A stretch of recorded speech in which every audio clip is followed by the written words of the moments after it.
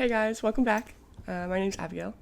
Last time we talked a little bit about how the RLDS separated from the LDS and then how the COC kind of came out of the RLDS. Today I wanted to talk about the RLDS slash COC private Christian school that they have, which is actually quite close to where the temple lot is and the temple and then the Mormon Visitor Center in Independence, because that's where they think Jesus will come back when he comes back, is to the specific plot of land in Independence, Missouri.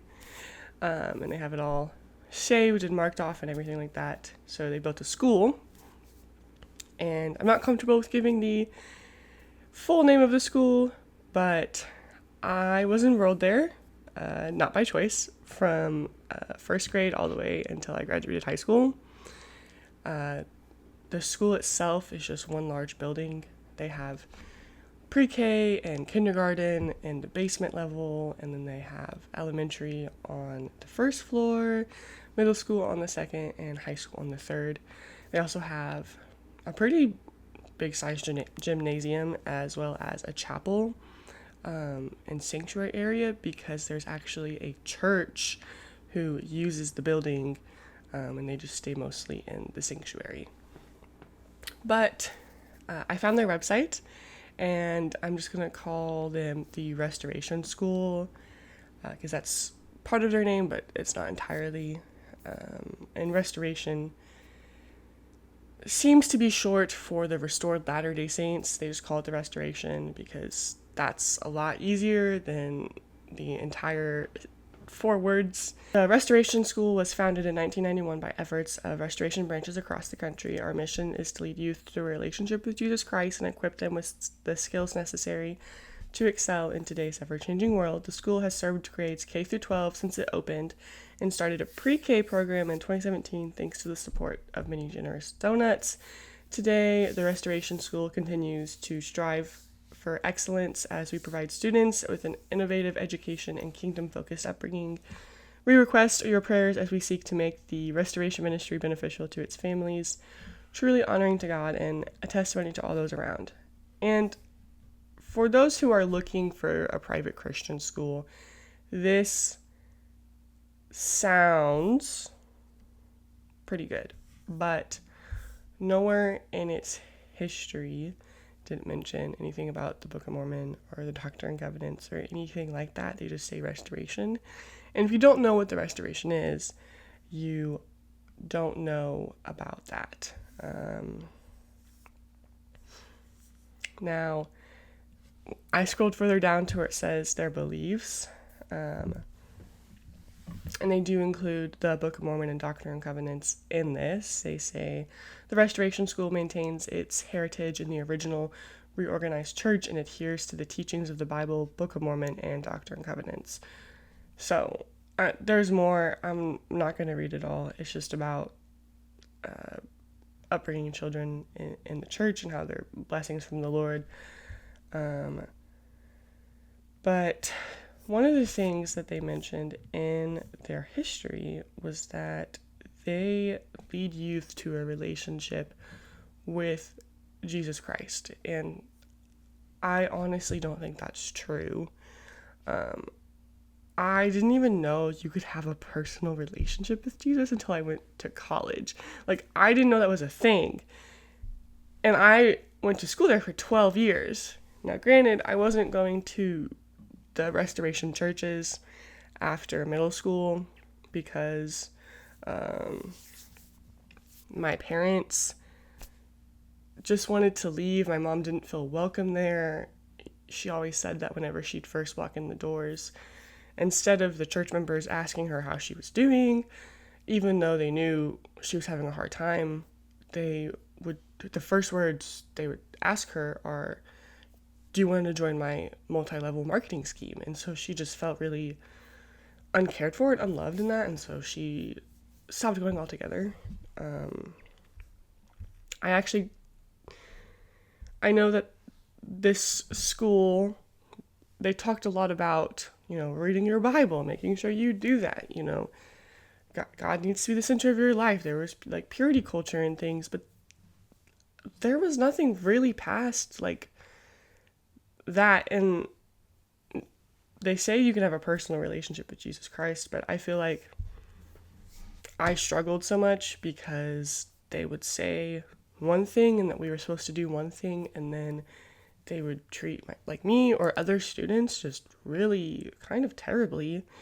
It's almost like some of us were just picked out, like we were just their target, and the staff went to town on us. Like it just was not great.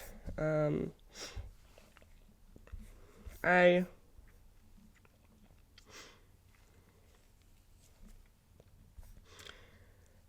I didn't really have a lot of problems when I was in elementary school, but that was before I started having any kind of chronic health problems. That started right before fifth grade or somewhere in my fifth grade year. I know I was 11.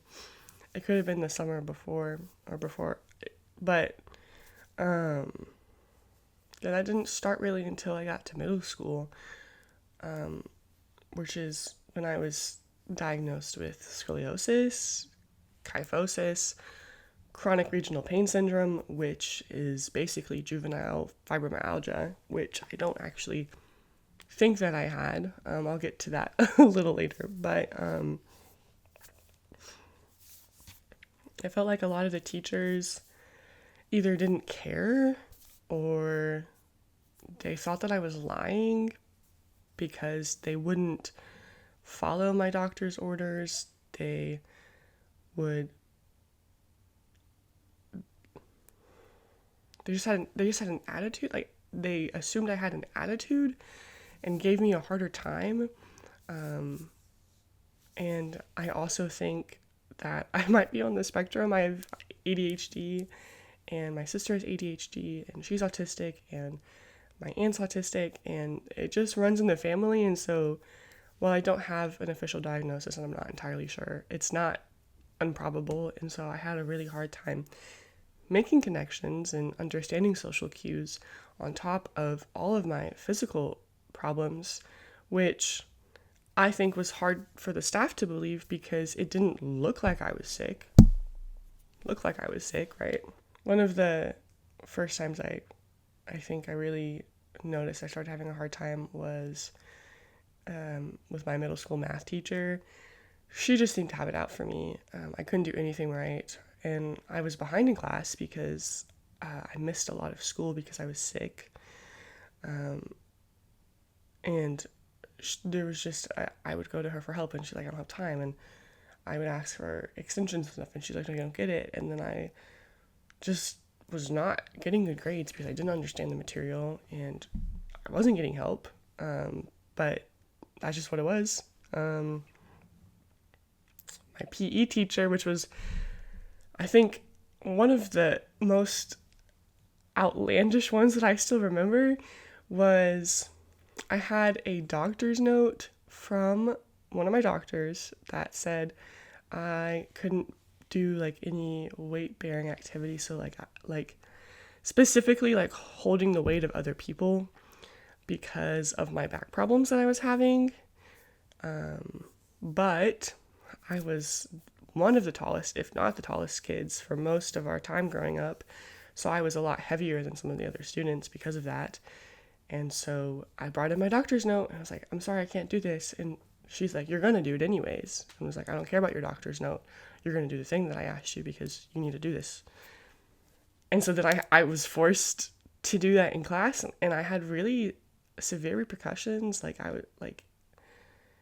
I think I went to the hospital like later that week. I was just in a lot of pain. It started a really bad flare up. And my dad actually had to come up and threaten to sue the school. I wish they would have just taken me out, but my mom always said that I would have fallen a grade behind in a public school because I would miss upwards of 2 months of school every year because I was so sick. And I wasn't sick like I had cancer or anything, or I was contagious, but I was in like excruciating pain, and I needed to rest, and I couldn't do anything, and it made me feel sick. But that was, yeah.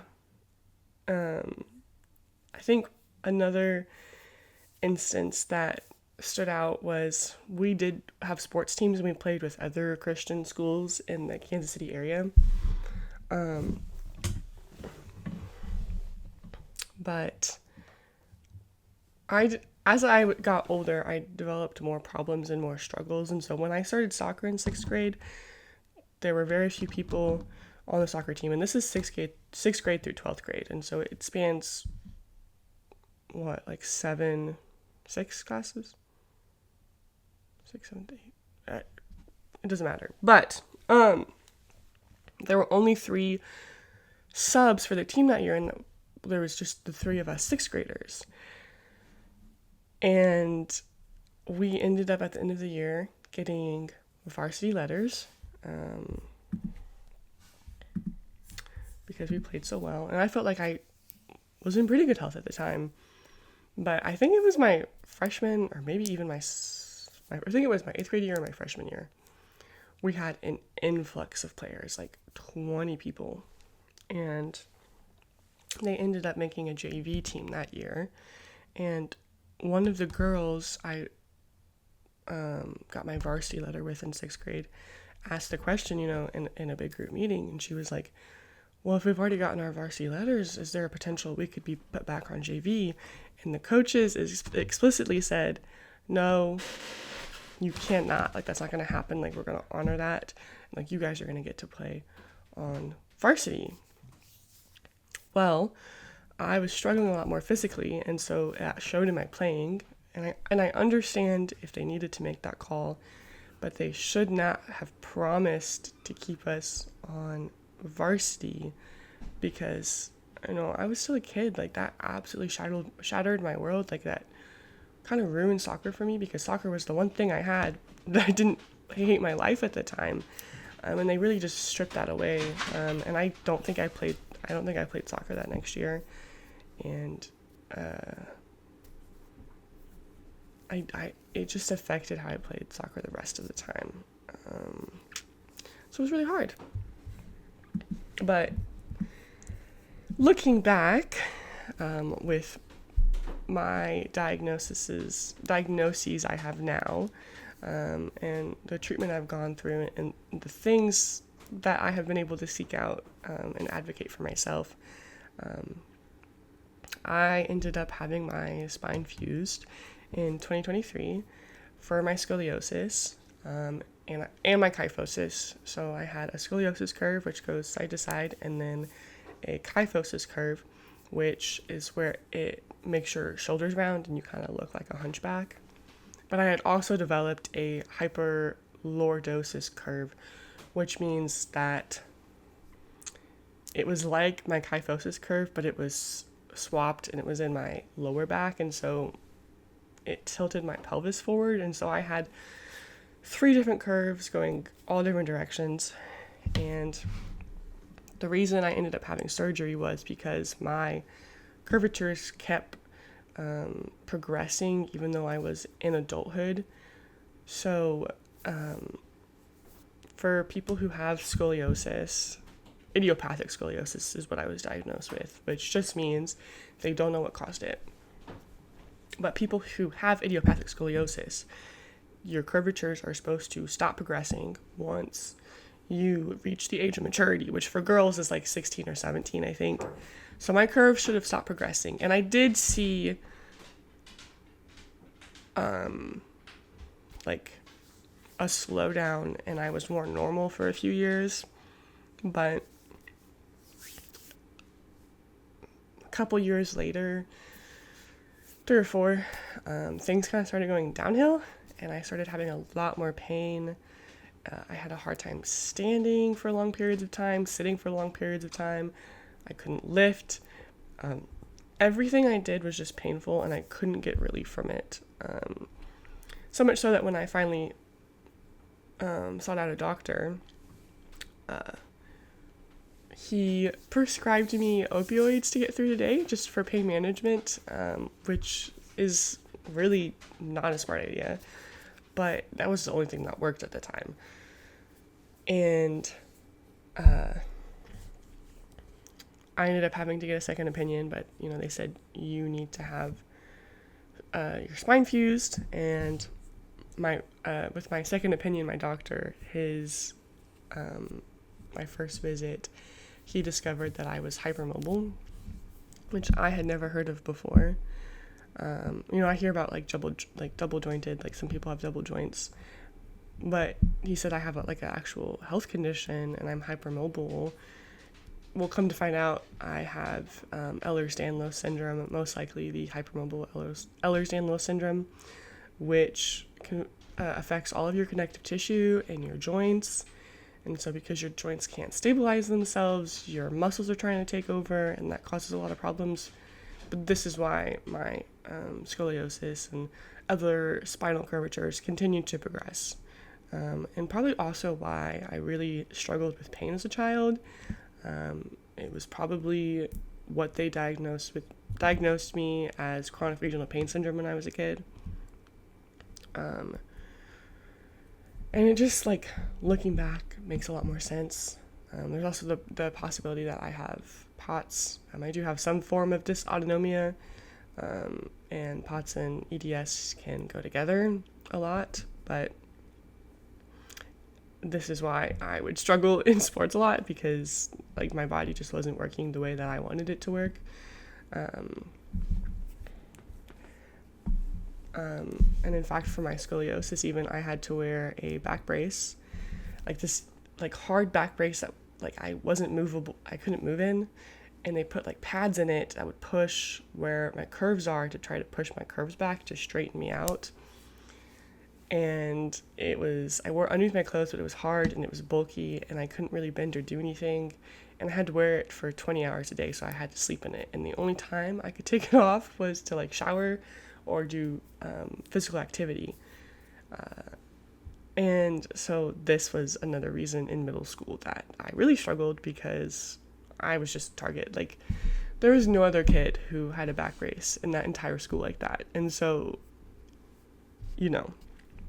it just is what it is. But it made me not only an outcast with my peers and the other students I was going to school with, but it made me an outcast with the staff and my teachers, which is really not a good look for a school that wants to teach about Jesus' love and how children are a blessing. Because I don't feel like I was ever treated like that. In fact, it felt like, how a lot of churches, or there's that religious stigma in some churches, how you can't take medicine, for mental health, you can't take therapy, you shouldn't be needing things, prayer alone should be enough, right? And that isn't always the case. I could pray all I wanted and be as faithful as I wanted, but I really needed a doctor to perform surgery on me to have a better quality of life. And that's not because of a lack of faith that I have, but I think I was treated like that a lot, or I was treated like a kid who was just trying to play Skippy or use being sick as an excuse to get out of school. And so that's just really unfortunate. But I know there's a lot of other kids too who felt like they were targeted, or just felt like they received unfair treatment. There was another kind of common theme.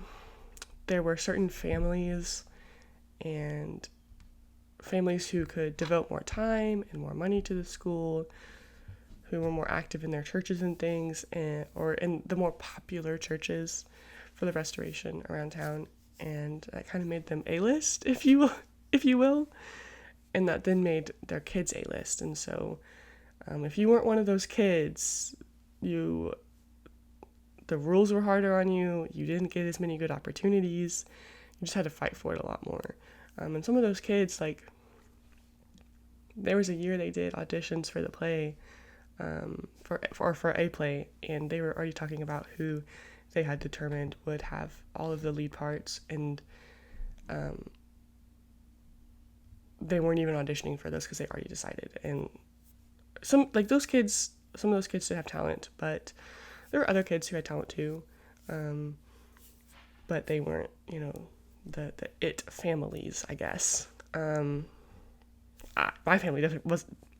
My family definitely wasn't an it family, but that's nothing that can be changed now. But I always think that's an interesting take. I don't know if anyone else would agree, but I always felt there were certain students who got a hand up in opportunities, or the rules didn't apply as heavily to them. So, yeah, that's all I have for today. It was so nice talking with you guys. Stick around to see what's next.